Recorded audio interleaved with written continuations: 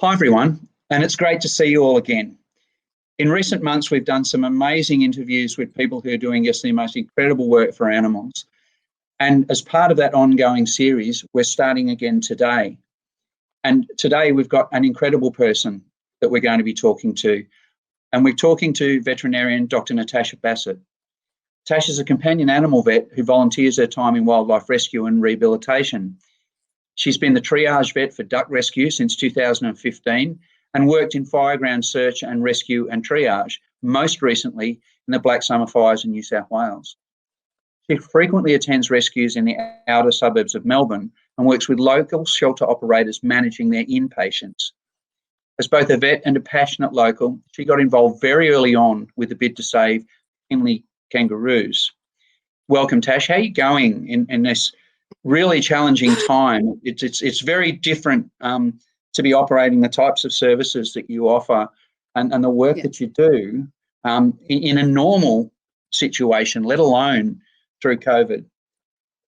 Well, I think like most Victorians, I'm pretty much getting on with it. And rescue, we're lucky that we can continue with our rescue activities under stage 4 restrictions. That's fantastic. And in fact, that continues relatively unimpeded. We're just taking precautions when we're out and about, attending rescues.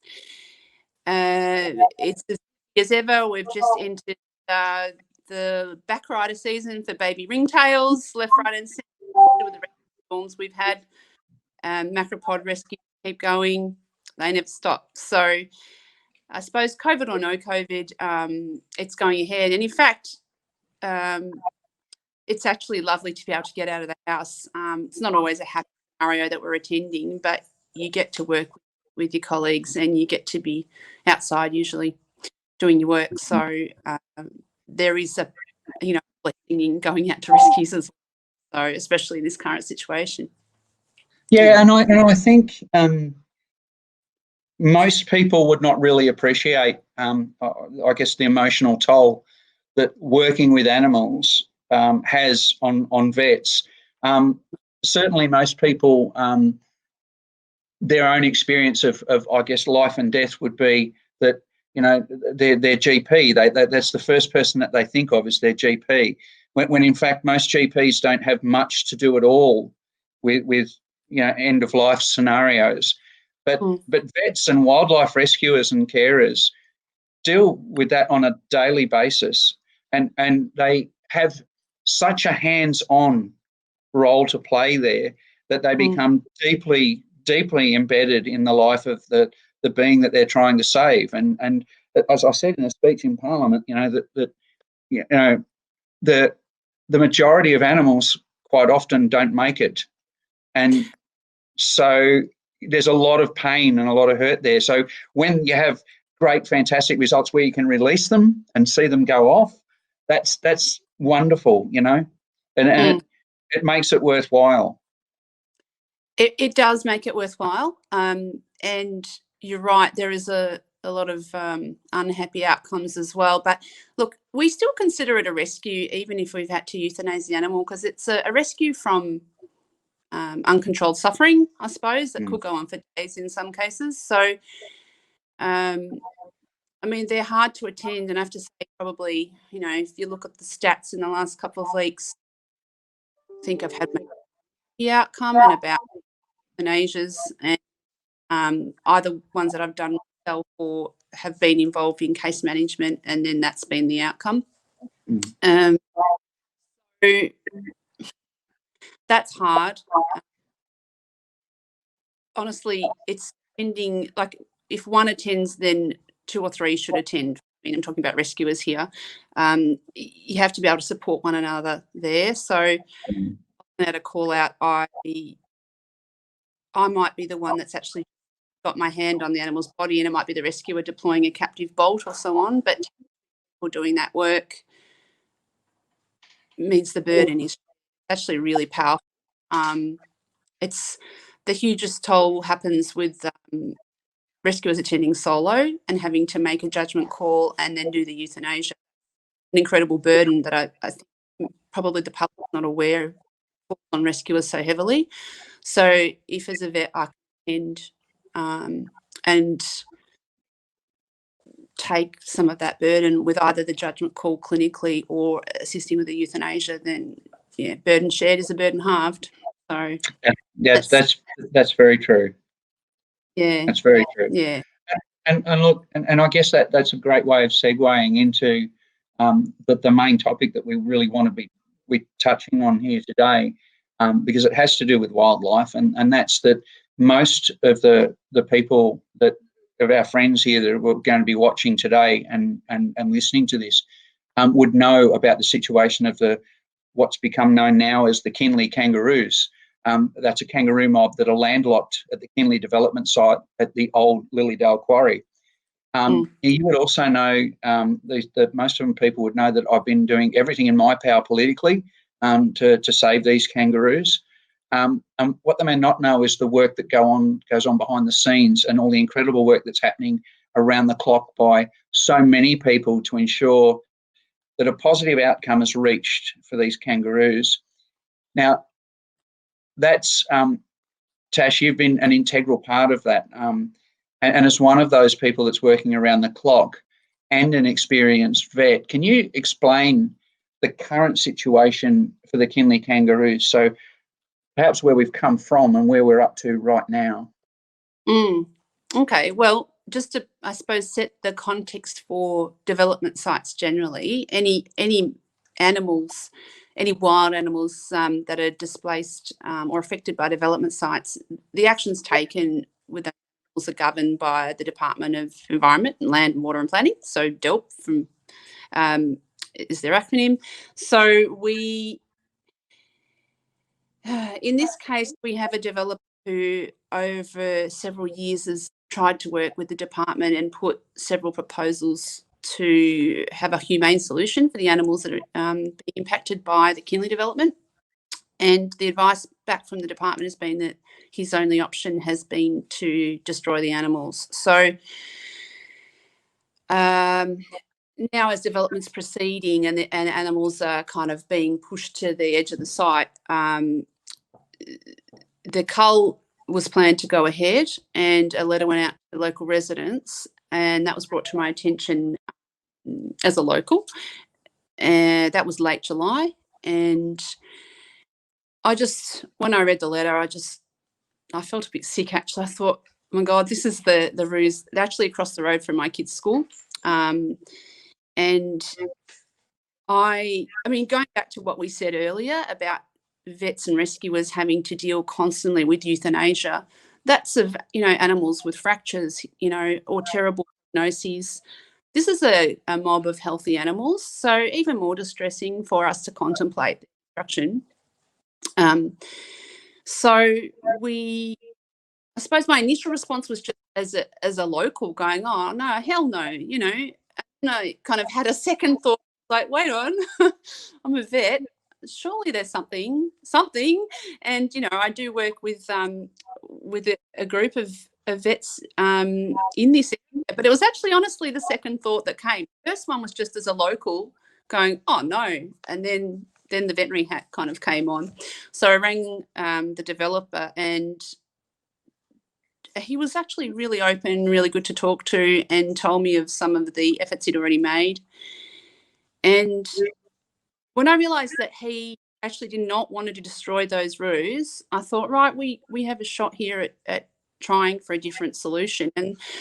And you coming on board has been instrumental, and a phenomenal kind of engagement by the local community too, who are really, really passionate about these roos. So there are a couple of streets in particular along the eastern perimeter of the site where the residents' houses are right up against like a chain link fence, and the roos literally come to the other side of the fence. And so the residents tell me that they, instead of watching the telly, they just turn around and start watching the roos. The roos are watching them, and and this has been going for generations of animals now, and children and grandchildren in that estate adjoining the development have grown up watching these roos through the back window of Pa's house or Grandma's house, or so these are really beloved animals, and it's a healthy mob. Last year we had according to the local residents who've been watching them really closely, they set a record number of joeys at foot, which means those ones are now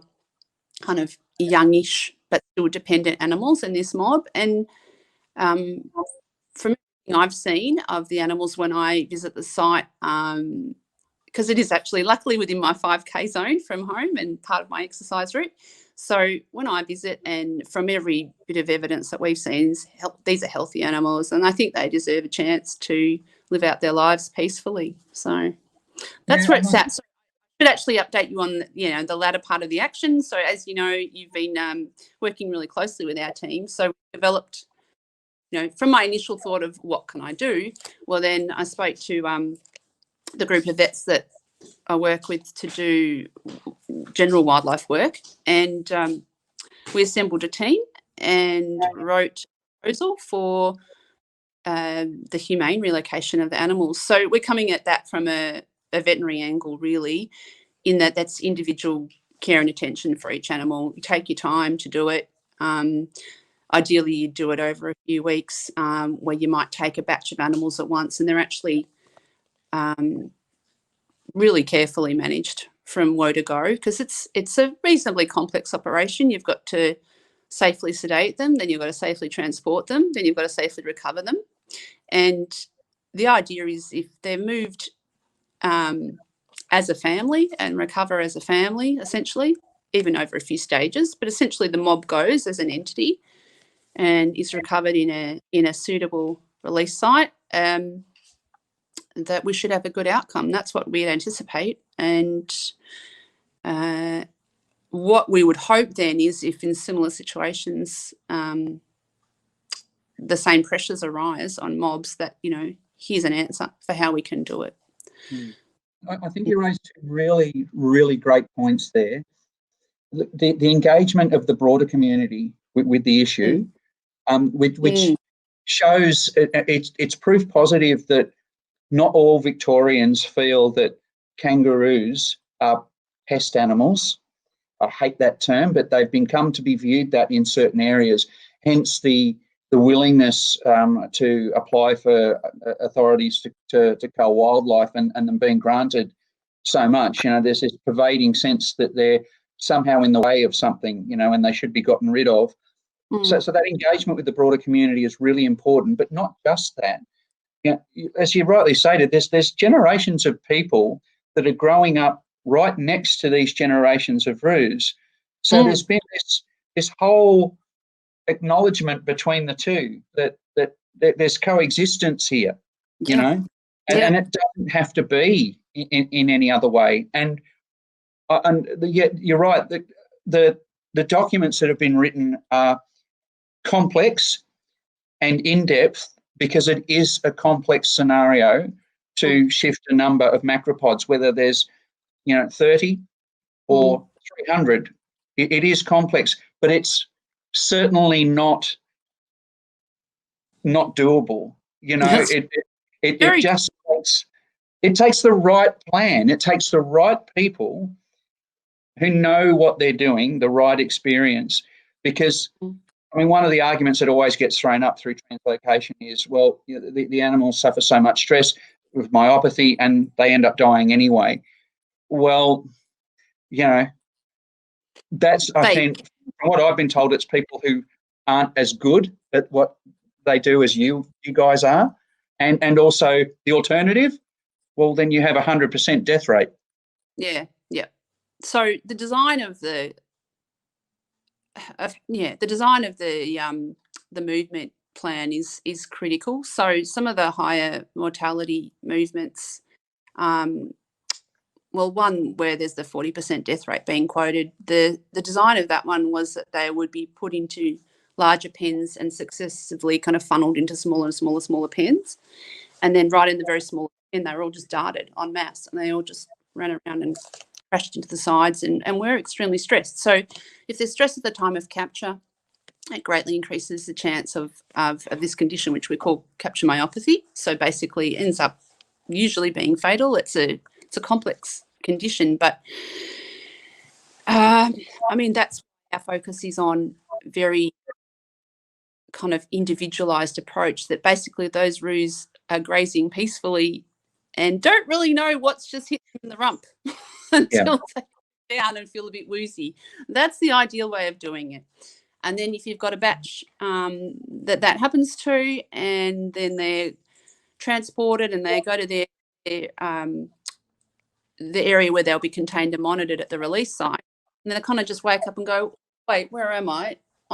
There's Barry and there's Anne, and they can kind of ground themselves a bit. So there is plenty of experience on the team that's doing this, and it has been done frequently. I think what we're up against, I suppose, is that doing it officially and doing it in a larger number like this, a precedent, it means that if this goes well, which we don't anticipate that it would, it actually does put pressure on developers from now on, that this is a solution that must be considered. So they have had to consider it on paper in a tick the box fashion before being granted coal permits in the past. But I feel like that's paying lip service to it. I think when it becomes a real achievable thing, which our team hopes to demonstrate, then, that should be the way it's done. And look, ideally, and as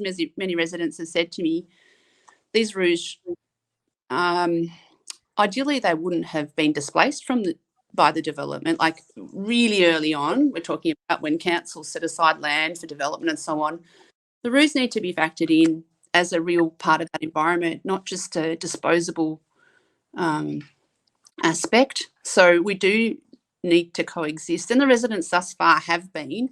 In this situation, I think the stresses on the mob from the development expanding are such that it is safe for them to move out of there now, because there's blasting and so on happening, and they're being driven down the hill with blasts, and some of them are under the influence of the kind of fight or flight response that, strong enough and young enough and silly enough to pop the fence, and then they're at risk on the roads and so on outside. So in this situation, I think the best outcome is to move them. But if you're talking long term, it'd be really nice to factor roos into our daily existence, especially in the outer suburbs.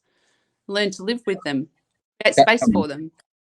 Come on, Tash, you're talking about common sense planning legislation there. Well, I think people quite enjoy living with roos.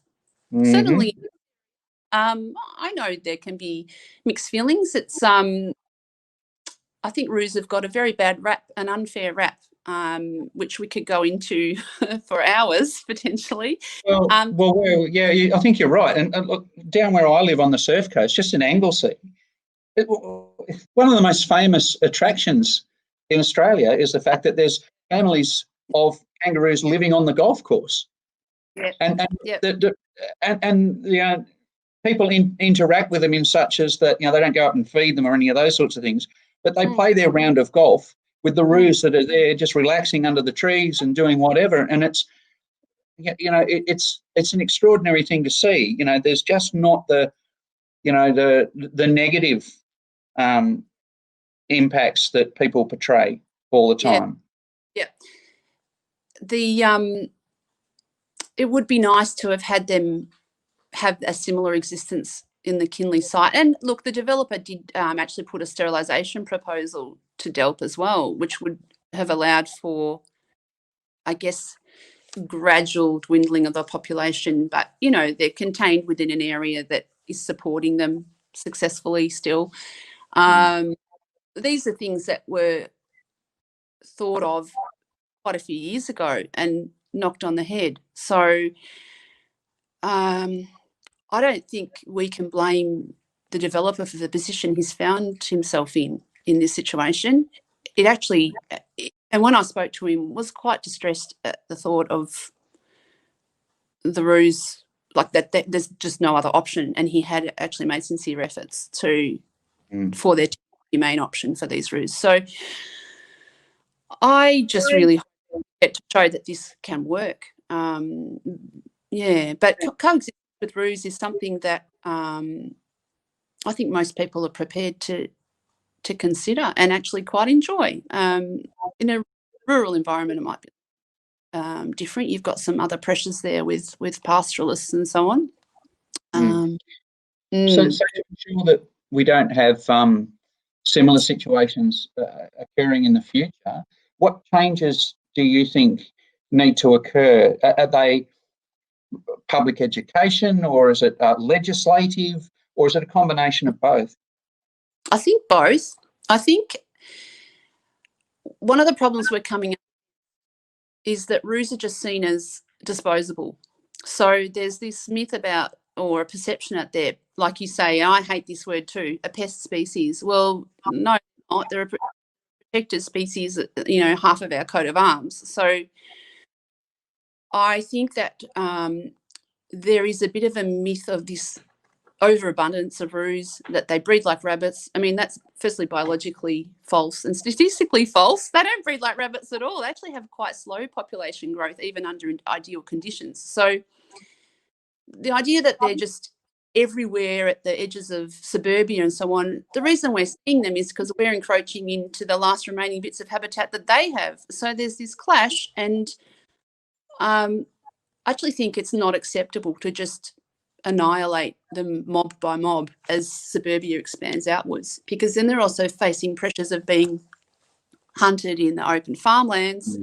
They've got the pressures of habitat loss through climate change and bushfire.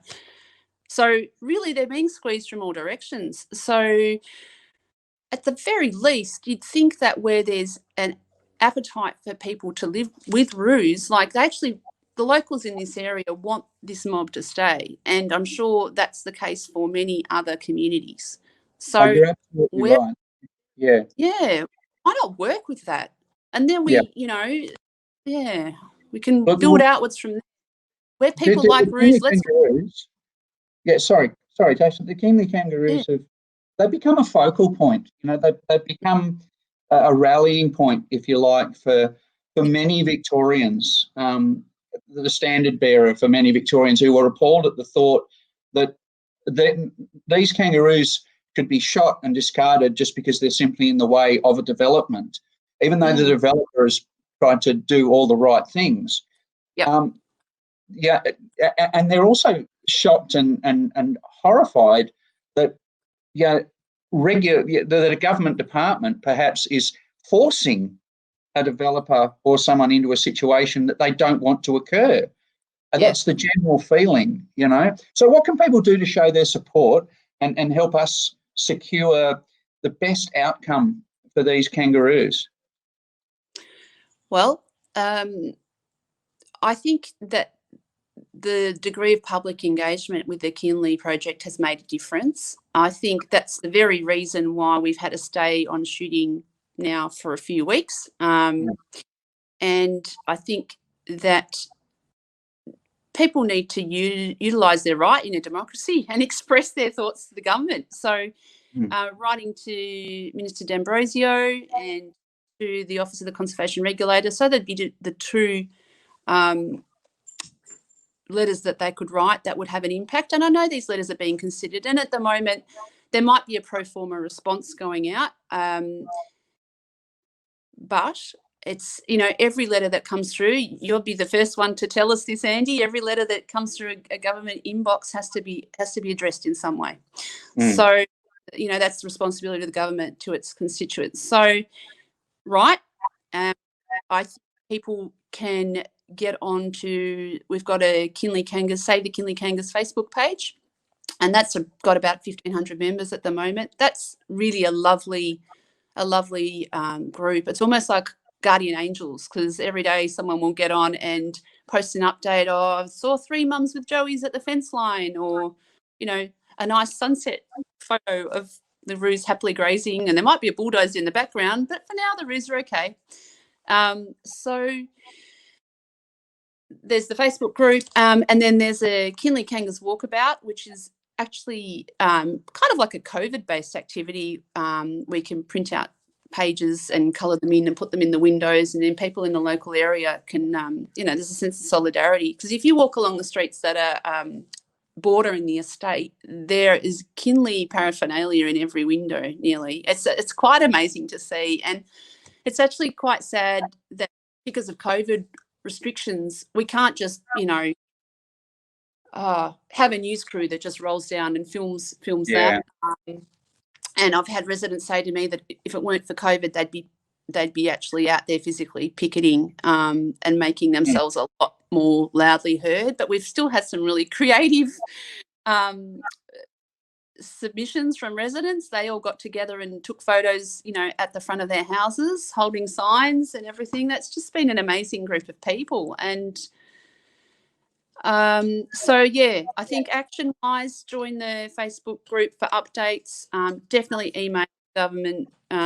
So Minister D'Ambrosio particularly, and just stay tuned, because I think sometimes a non-response can be considered a response, and perhaps there's a hope that if there's a long time spent considering the proposal our team's put together, that it'll all just die down. So I suppose we're here to say that we won't let that happen. No. The deserves an answer, and the general public deserve an answer on this. And let's keep that pressure on. Absolutely. And look, I'm also mindful of the time, and so we're very quickly running out. We've gone a little bit over, but I don't think anyone really cares. So, Tash, if you can leave us with one thought today for everyone out there, what would it be?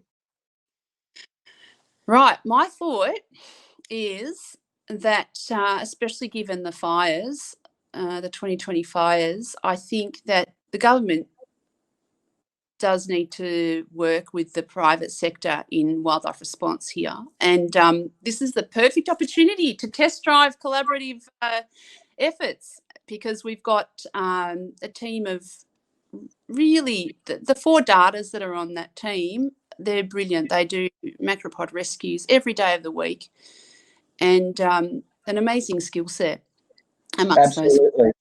Couldn't agree more. And when I look at the skill set of one person in particular, if you can go down a mine shaft and rescue a kangaroo successfully, then surely we can relocate this small family mob. That's right. And that's right. So those particular 4 darters and the support team that they're used to working with are pretty good at what they do. So I think that this is the perfect chance for the government to make good on its commitment to work more closely with private vets and experienced wildlife rescuers in responding to situations. Let's call it a practice for the next fire season. Yep. Yeah, well, look, thanks so much for your time today, Tash, and for all the incredible work that you do for animals. And look, we're all sitting here with fingers crossed, like we've all done everything that we can do now. And you're right, it's in the hands of the minister and the OCR. So hopefully we will get a positive response, and hopefully sooner rather than later. Thanks again, and look, stay safe and well. Thank you, Andy, for everything you've done in putting our proposals forward and continuing to advocate, and we are ready to go. So we're waiting. Thank you so much. No worries. Fantastic. Take care. Thank you.